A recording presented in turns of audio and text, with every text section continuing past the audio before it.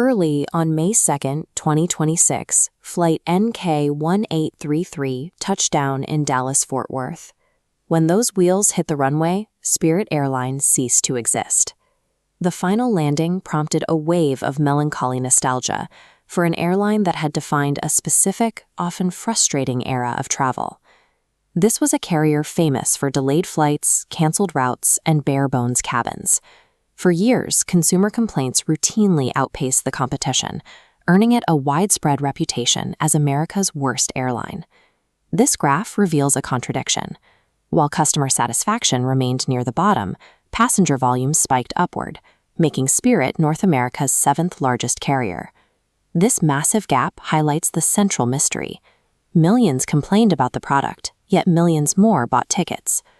While the company eventually closed its doors, the bare fare strategy represented a successful and often misunderstood shift in aviation economics. Spirit began in 1983 as Charter One, a business born from a trucking company running gambling tours from the Northeast to Atlantic City and Las Vegas. By 1992, these leisure routes grew popular enough to file for scheduled passenger service, purchase a fleet of older DC-9s, and rebrand as Spirit Airlines. Throughout the 90s, Spirit operated like a standard budget carrier. Tickets were discounted, but a passenger still received a complimentary drink, a complimentary snack, a checked bag, and advanced seat selection. This is a bundled fare. The base price of the ticket is set high enough to cover all extra amenities, spreading the expense across every passenger on the plane, regardless of whether they use them. This model had a major vulnerability. Whenever Spirit entered a new market, legacy airlines could match Spirit's prices by dropping their own promotional bundled fares. Given the choice between an older aircraft and a major legacy carrier at the same price, travelers chose a legacy carrier. By the early 2000s, Spirit was losing money and struggling to survive. A legal fight with Northwest Airlines in 1999 proved that simply being cheap was a losing strategy. To compete, Spirit had to find a way to be structurally cheaper than any other airline in the sky. The shift began in 2005 with the appointment of Ben Baldanza as president, followed by a major investment from the private equity firm Indigo Partners. Baldanza recognized that the American market lacked a true European-style ultra-low-cost carrier. This diagram shows the core of the new strategy, unbundling. The traditional all-inclusive ticket fractured into individual components. The base fare pays for precisely one thing, a seat moving from origin to destination. Everything else became an optional add-on. Spirit also overhauled its physical operations, streamlining its fleet around Airbus A320 aircraft to maximize seat density and reduce maintenance costs. By stripping the product to its absolute minimum, Spirit created a base cost floor legacy airlines couldn't reach without losing money on every seat. The transition happened in stages, starting in 2007 with a fee for a second checked bag. Complimentary in-flight snacks and drinks were eliminated, replaced by a purchase menu. Charges applied for basic logistics, like selecting a seat early or printing a boarding pass. In 2010, the airline introduced a fee that was unthinkable for domestic travelers at the time, a charge for overhead carry-on bags. The public and political backlash was immediate. The unbundling strategy was widely criticized, and U.S. senators drafted legislation attempting to block the new fees. Despite traveler frustrations, the financial results were undeniable. By 2011, fees accounted for over 30% of Spirit's revenue, driving a successful initial public offering. Spirit had found its niche. It became the airline everyone loved to hate, yet its passenger numbers grew from under 7 million in 2010 to 34 million by 2019. This growth reflects Spirit's place within the broader modern aviation ecosystem. Critics often described unbundling as a way to nickel-and-dime travelers or exploit those on a tight budget. Unbundling requires passengers to pay only for the exact resources and fuel weight they add. Under traditional pricing, a passenger with a small backpack is quietly subsidizing the fuel costs of the passenger next to them with heavy suitcases. The bare fare targeted a previously ignored segment of the market, the leisure traveler who consistently chooses raw savings over a premium experience. Spirit's closure in 2026 ended over 40 years of operation. During that time, the airline scaled to 34 million annual passengers and outlived many legacy rivals. proving that the leisure market values a low price above all else. At the end of the 2010s, despite offering a deeply unpleasant passenger experience, Spirit Airlines was carrying record numbers of travelers and making record profits. This chart tracks Spirit's revenue. The line climbs steadily to a highly profitable peak just before 2020. Then, global travel halts. Spirit's revenue plummets alongside the industry. But as the industry benchmark curves back upward, Spirit's revenue stalls. A business formula that worked in 2019 had suddenly become a liability. After the pandemic, major airlines reported that while demand for standard economy was flat, revenue growth was coming almost entirely from premium cabins. Travelers were increasingly willing to pay extra for better service and more comfort. This shift exposed a structural flaw at Spirit. Their fleet was built almost exclusively around dense, bare-bones seating, leaving the airline with no premium product to capture that new spending. They couldn't offer the quilted leather, extra legroom, or spacious layouts that were now driving the industry's recovery. While Spirit was losing passengers at the top, they were also being squeezed from the bottom.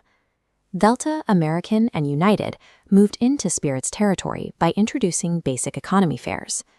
These fares copied Spirit's model, charging extra for bags and seat selection, allowing legacy airlines to match Spirit's low prices while benefiting from better brand reputations. Spirit was caught in the middle. It was starved of premium demand from above and stripped of its price advantage from below. The airline's reliance on the Airbus A320neo, which had historically kept fuel costs low, soon created a secondary crisis. In 2023, Pratt & Whitney announced a recall of the PW1100G engines. Contaminated powdered metal used in manufacturing was causing microscopic cracks in internal engine components. The repair process required engines to be removed and completely disassembled for inspection. Because of limited shop capacity, turnaround times stretched to over 250 days. Spirit was forced to ground 40 planes, nearly a fifth of its fleet, while still paying the expensive lease costs for those aircraft. Without enough planes to maintain its schedule, Spirit had to abandon major markets like Boston, Cleveland, and Dallas. With 40 aircraft stuck on the ground, Spirit lost its operational scale. It was bleeding cash for planes it couldn't fly at the exact moment the market was turning against it. Spirit attempted to pivot toward consolidation, reaching an initial merger agreement with Frontier Airlines. JetBlue derailed that plan with a higher-priced bid. Spirit's board initially resisted, fearing the deal would never survive a review from antitrust regulators. Shareholders eventually forced the board's hand, preferring the larger payout from JetBlue over the strategic fit with Frontier. But the board's original concerns were justified. The Department of Justice officially sued to block the merger. The DOJ argued that allowing a higher-fare airline like JetBlue to absorb Spirit would eliminate a critical source of price pressure, leading to higher fares for consumers. When the DOJ won the case, it effectively closed Spirit's last remaining escape route. Spirit was left independent, financially weakened, and having lost years at strategic time to a merger that never happened. This chart shows Spirit's profit margins. The steady decline that began in 2015 accelerated after 2020, dropping into a sustained deficit. In a market where legacy carriers can match budget prices through their own basic economy products, a low fare is no longer a defensible advantage on its own. Without the ability to capture premium demand or the brand power to compete with the majors, a bare-bones airline has no leverage. The same rigid efficiency that drove Spirit's growth in the 2010s was the exact mechanism that left the airline with no room to adapt. What actually killed Spirit Airlines? On the surface, it seems like a pretty simple question, right? But I promise you, this isn't just your standard story about a company running out of money. It's actually a fascinating business mystery, and we're going to solve it together today. We'll look at the data, the major industry shifts, and the geopolitical shocks that created an absolute perfect storm. We're going to break down exactly how an airline that completely dominated the ultra-low-cost market found itself fundamentally unable to survive. Part 1. The Demise. The final days of a 34-year legacy. The grim reality of all this hit early in the morning on May 2nd, 2026. That was the day Spirit put out its final press release, the day the very last of those bright yellow Airbuses touched down on the tarmac at Dallas-Fort Worth. And the immediate fallout? 17,000. That is the massive, sobering human cost of this corporate collapse. 17,000 people lost their jobs, literally overnight. We're talking pilots, flight attendants, mechanics, gate agents. I mean, this was an airline that safely transported nearly 500 million passengers over its 3.5-decade run. When a company with that kind of footprint just vanishes, the shockwaves are absolutely immense. Because you see, this wasn't an overnight failure. It was a rapid death spiral. After a massive merger attempt fell through, the airline tried almost everything to stop the bleeding. In 2023, they started shrinking their fleet, pulling back from the West Coast, and pivoting hard to focus on shorter East Coast routes and vacation flying. But it just wasn't enough. By 2024, they were cycling through Chapter 11 bankruptcy processes, and throughout 2025, they were essentially hovering right on the edge of the abyss, finding these temporary short-term lifelines just to keep the lights on, until that final flight finally landed in May of 2026. And those operational changes? They failed spectacularly, and the daily cash burn completely proves it. Back in 2023, they were losing about $1.2 million every single day. Alarm bells are already ringing, right? But then look at 2024. It nearly triples to $3.4 million a day. And then the staggering reality of 2025, a cash burn completely spiraling out of control to $7.5 million per day. You simply cannot sustain a business when you are literally setting $7.5 million on fire every 24 hours. The bleeding was exponential. But what tipped it from a severe bleed into a fatal blow? Well, it was fuel. Airlines operate on razor-thin margins anyway, and fuel is their biggest variable cost. During this incredibly vulnerable period, a geopolitical event sent shockwaves through the global oil markets. Following a U.S. military strike under the Trump administration, retaliatory actions ultimately led to the closure of the Strait of Hormuz. The result? Global oil prices absolutely skyrocketed, and Spirit's single biggest expense effectively doubled. When you're already burning millions a day, a 100% increase in your fuel costs makes the end mathematically unavoidable. Section 2. The Failed Lifelines. Examining the what-ifs. Now, usually in the business world, a failing company looks for a buyer. And a lot of industry observers point to two rejected mergers as the exact moments that sealed Spirit's fate. First, we have the proposed Frontier merger.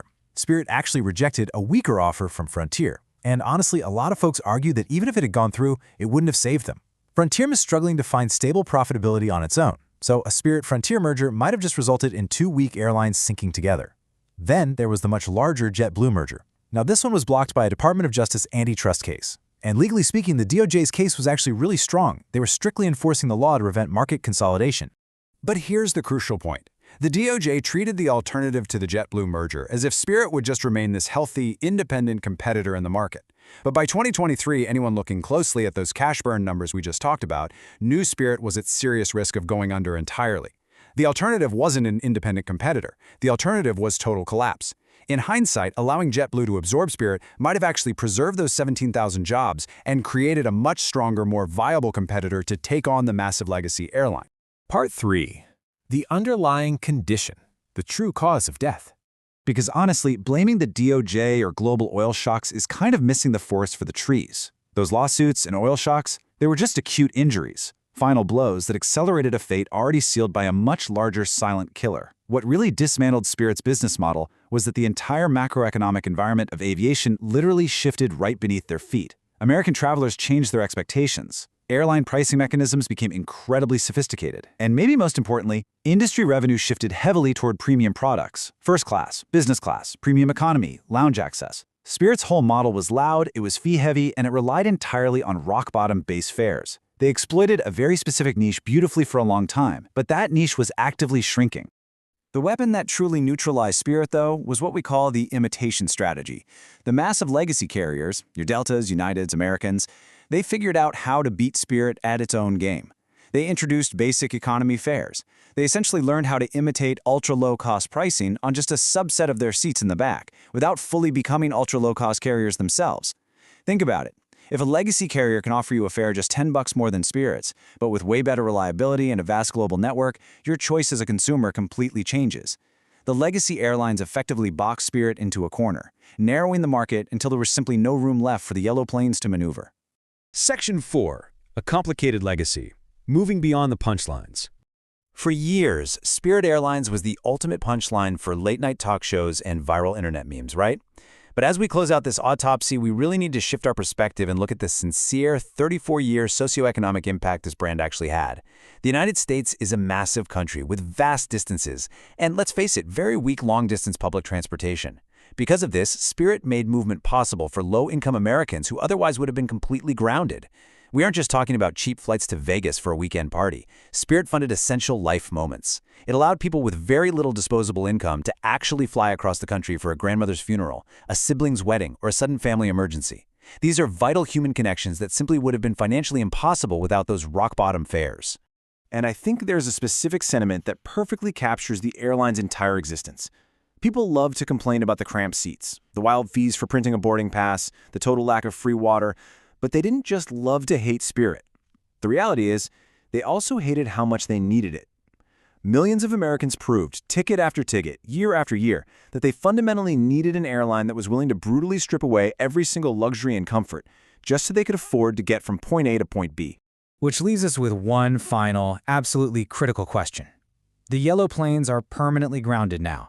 The ultra-low-cost market has been absorbed and fundamentally altered by the legacy giants. So with Spirit gone, who is going to make movement possible for the Americans who can least afford it?